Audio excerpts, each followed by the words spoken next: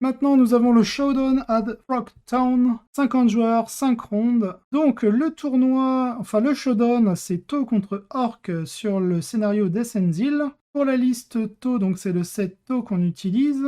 Donc, on a une première patrouille avec Aunva. On n'a pas besoin de lui payer son trait de seigneur de guerre enfin, trait de seigneur de guerre. Mais on n'est pas obligé de lui payer une relique du coup pour avoir la Philopane à 5, la Wisdom of the Guard, puis bon, prendre une troisième et c'est souvent la Zephyr Grace. Nous avons ensuite en deuxième QG dans cette patrouille un Commander Callstar pour l'auto-advance de 8 pouces sur un pack de Crisis en précision du chasseur, donc c'est le trait qui full roll touche bless. On a un Burst Cannon en prototype, le Hide of Put Burst Cannon, le Plasma Rifle, le Shield Generator pour l'invue à 4. En troupe, on a 10 croûtes, enfin une unité de 10 croûtes. En volant, on a un Sun Shark Bomber. Ensuite, nous avons un détachement Vanguard avec un commandeur Crisis en Exemplar of the Monka. Donc ça, c'est si vous êtes en Monka, vous obtenez une full reroll des touches sur 9 pouces, sinon c'est sur 12 tactique Monka. Donc il est équipé d'un Cyclikion. N'hésitez pas en commentaire si je me trompe, comme ça je vous mettrai en épinglé. Cyclikion Blaster, Missile Pod, Plasma Rifle, un Shield Generator pour l'invue à 4. Ensuite, on a Long Strike, ça fait un premier hammer. Et dans Elite, on a un premier pack de 3, 4, 5 Crisis, le tout en Burst Cannon, Cyclic Lion, Plasma Rifle. On a 2 Shield Generator pour l'invue à 4 et 3 Target Lock pour ignorer le couvert, et 2 Shield Drone pour protéger l'unité, et un marqueur drone pour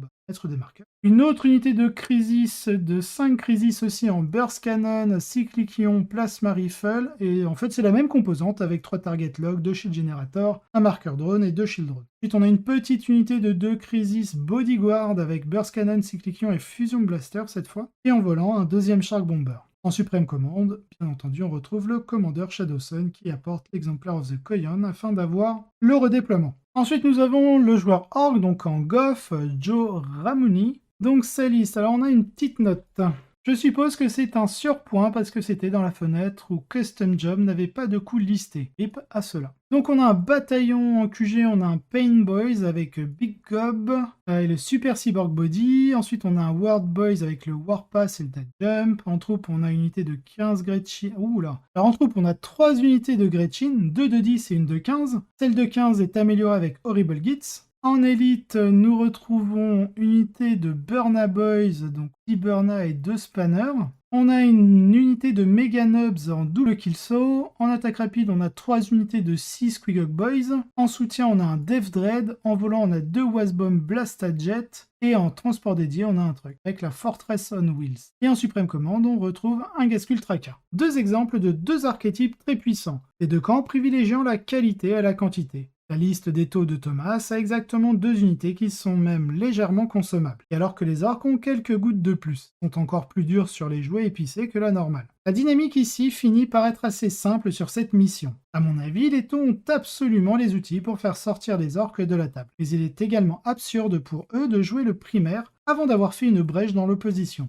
Les taux doivent donc se concentrer sur la sécurité pour commencer à prendre des tours de primaire de 8 points aussi rapidement que possible sans sacrifier les outils pour obtenir le maximum de points dans les tours suivants, plus finir les objectifs comme les relais aérospatiaux, et presque certainement choisir Koyon. Les orques veulent faire l'inverse, marquer le plus de tours de points maximum tôt dans la partie, finir les bons coups aussi vite que possible, c'est pourquoi les grottes sont très utiles. Et essayer soit de conserver suffisamment de matériel pour pouvoir continuer à faire des tours un plus tard, soit de faire suffisamment de dégâts auto pour qu'ils ne puissent pas exploiter pleinement une table en grande partie balayée. Les orques vont presque inévitablement dominer le début de la partie et les taux la fin de la partie. Donc les deux camps veulent essayer de s'assurer que le point de basculement ou l'un des deux bascule en leur faveur. D'après le score, les deux joueurs se sont bien défendus, mais c'est le taux qui a réussi à prendre le contrôle suffisamment tôt pour remporter le score et la victoire. De merde.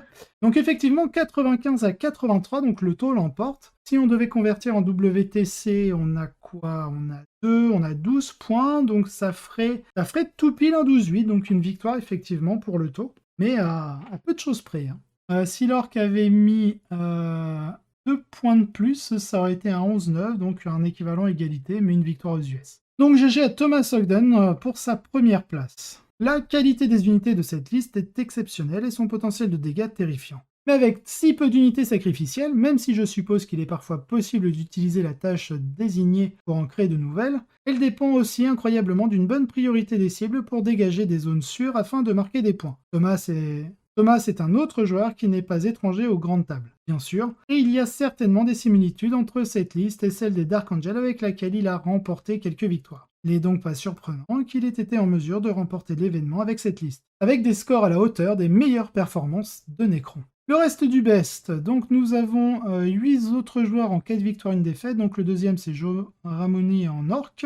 En troisième place, nous avons Joshua Minich avec sa Black Legion, Abaddon, une grosse escouade de Terminator avec la Black Rune, et une unité importée de Warflamer Rubric, un Hero Hammer plus puissant et quelques troupes, dont une plus grande unité de légionnaires pour terminer. Ensuite, en quatrième place, nous avons Manik Goudimani en Tyrannide, un extra shooty Léviathan Good Stuff avec une paire de Rupture Cannon en Tyranno. En cinquième place, nous avons Matthew Tarantine en Adeptas Sororita avec les Bloody Rose Good Stuff et un Castor. En sixième place, Jason Snigowski en Tyrannide Kraken Pressure avec beaucoup de Raveners, 2 unités de Zoanthrope, 2 Carnifex et de Tyran en bac. Donc c'est pas un Tyran ailé, on dirait c'est un Tyran. En septième place, nous avons Anthony Hilla en Necron en Silent King Eternal Expansionniste avec de quoi prendre les objectifs, 3 unités de Scorpec et le Nightbringer.